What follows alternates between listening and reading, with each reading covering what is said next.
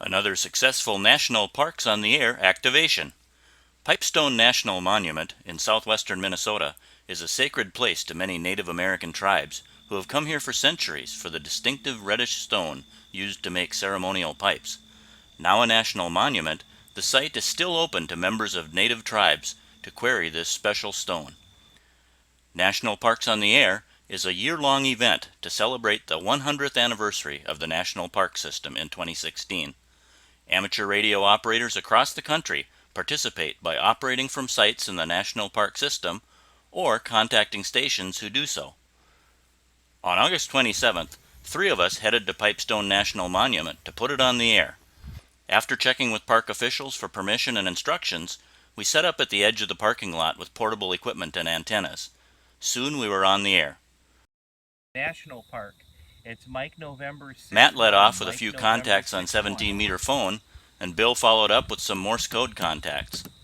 Switching to 20 meters, we found much better conditions, and all of us made most of our contacts on that band. While most of our contacts were with other stations in the U.S., we also made contact with stations in Canada, Germany, Portugal, and Italy. We even worked a couple of stations who were operating in other national park locations that afternoon. Altogether, we put about 150 contacts in the log.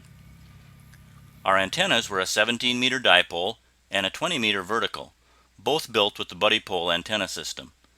We were asked not to drive any stakes in the ground, so the antenna was guyed to Matt's car and to some water jugs placed on the ground. We used a Yaesu FT991 radio along with laptops for logging, all on battery power.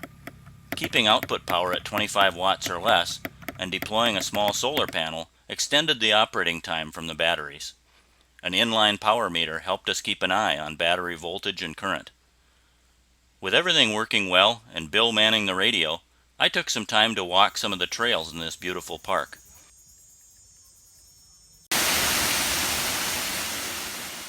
Even though it's only a few hours from home, I had never been here before, but I'll be sure to return.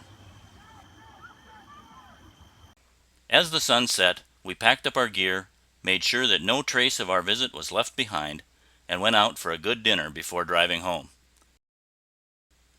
Thanks to the ARRL for sponsoring National Parks on the Air, and thanks to the staff at Pipestone National Monument for their hospitality and tips that made our time there successful and enjoyable. If you find yourself in southwestern Minnesota, make sure to take time to visit this national treasure.